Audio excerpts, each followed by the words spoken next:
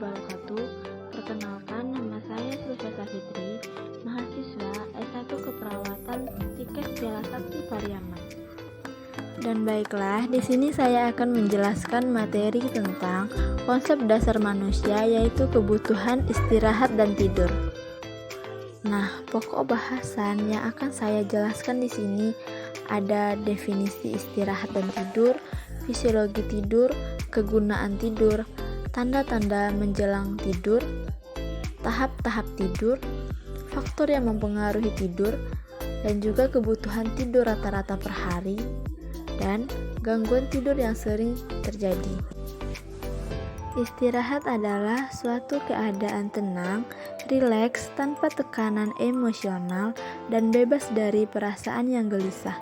Beristirahat bukan berarti kita tidak melakukan aktivitas sama sekali.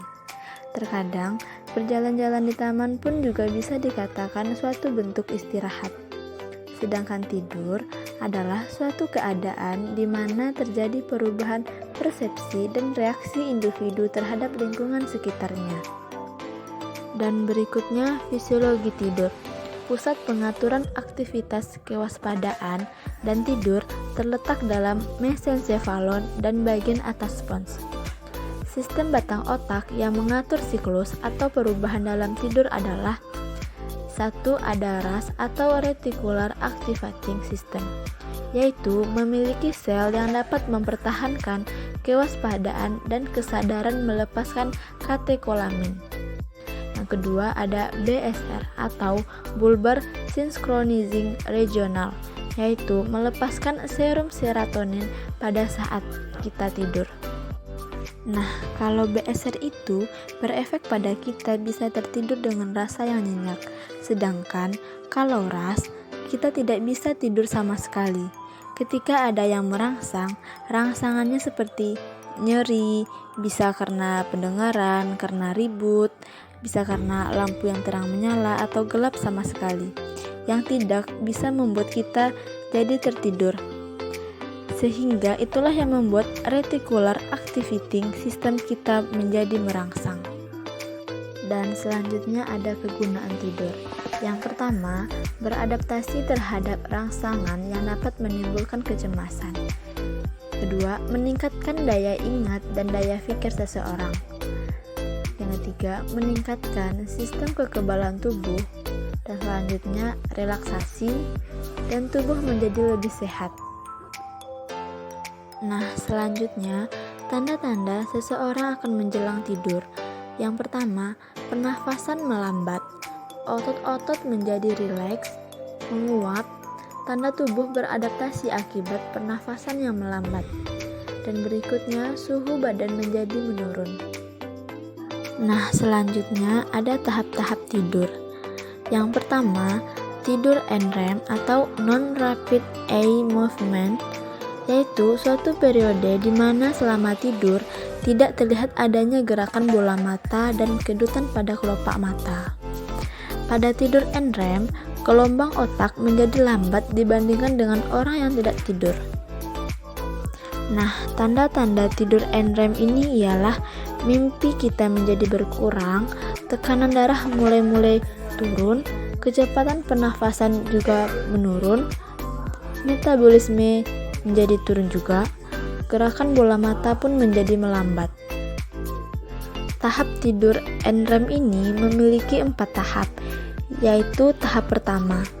Tahap ini transisi di mana seseorang beralih dari sadar menjadi tidur, yang ditandai dengan seseorang mengalami ngantuk dan rileks. Terjadinya pergerakan bola mata dari kiri ke kanan. Frekuensi nadi dan pernafasan mulai menurun. Tahap ini berlangsung selama kurang lebih 5 menit. Seseorang dalam tahap ini akan mudah dibangunkan. Tahap tidur yang kedua, yaitu disebut juga dengan tahap tidur ringan, dan proses tubuh terus menurun, yang ditandai dengan kedua bola mata berhenti bergerak, tonus otot mulai menurun, kecepatan jantung dan pernafasan turun dengan jelas. Tahap ini berlangsung kurang lebih selama 10-15 menit. Dan berikutnya tahap yang ketiga, yaitu awal dari tidur dalam atau tidur nyenyak yang disebut juga dengan deep sleep, yang ditandai dengan denyut nadi, frekuensi, dan proses tubuh lainnya mulai menurun. Yang mendominasi yaitu saraf parasimpatis. Pada tahap ini berlangsung kurang lebih 15-30 menit, sehingga sulit dibangunkan seseorang pada tahap ini. Pada tahap ini juga ditemukan seseorang yang mengorok atau disebut juga dengan snoring. Dan yang terakhir, tahap yang keempat, yaitu tahap tidur dalam atau disebut juga dengan delta sleep, yang ditandai dengan tonus menurun, denyut jantung dan pernafasan juga menurun sekitar 20-30%. Sehingga apabila seseorang dalam tahap tidur 4 ini jarang bergerak dan sangat sulit dibangunkan. Tahap tidur yang kedua yaitu tidur REM atau rapid eye movement, paradoxical sleep atau sebagai puncak tidur. Cirinya yaitu sangat sulit dibangunkan. Pada orang dewasa, tahap ini terjadi 20-25% dari tidur. Bila seseorang terbangun pada tahap ini, mereka dapat mengingat mimpi mereka. Biasanya terjadi 80-100 menit setelah orang tertidur. Semakin lelah seseorang, maka semakin cepat mengalami tahap ini. Faktor yang mempengaruhi pola tidur. Yang A, status kesehatan. Seseorang yang kondisi tubuhnya sehat memungkinkan ia dapat tertidur dengan nyenyak. Sedangkan pada seseorang yang sakit dan merasakan nyeri, maka kebutuhan istirahat dan tidurnya menjadi terganggu. Misalnya, ada seorang klien yang menderita gangguan pernafasan. Dalam kondisi yang sesak napas, B. Lingkungan. Pada lingkungan yang tenang memungkinkan seseorang dapat tertidur dengan nyenyak. Sebaliknya, jika lingkungan yang ribut, bising, dan gaduh akan menghambat seseorang untuk tidur. C. Gaya hidup. Seseorang yang mengalami kelelahan akan mudah untuk tertidur. D.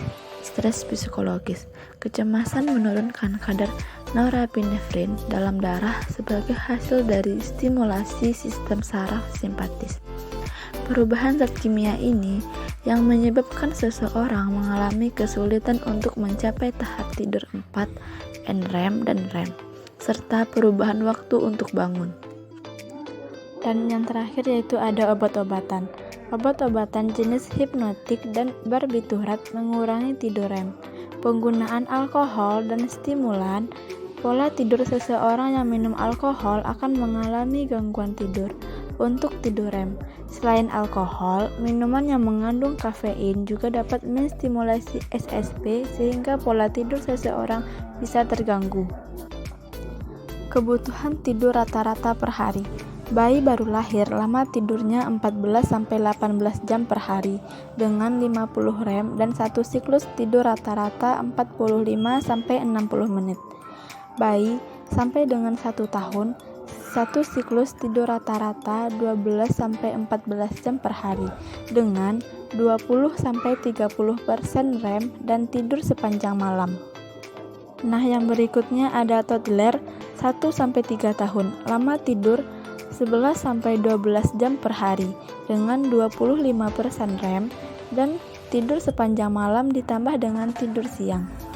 Prasekolah kurang lebih 11 jam per hari dengan 20% REM. Usia sekolah kurang lebih 10 jam per hari dengan 18,5 REM. Nah, untuk dewasa muda yaitu ada 7-8 jam per hari dengan 20-25 REM. Dewasa menengah kurang lebih 7 jam per hari dengan 20% REM dan sulit tidur.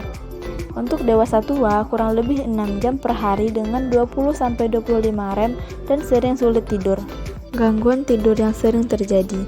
Yang pertama ada hipersomnia, yaitu tidur berlebihan terutama pada siang hari, yang disebabkan oleh kerusakan sistem saraf, gangguan pada hati atau ginjal, dan gangguan metabolisme. Yang kedua yaitu ada insomnia.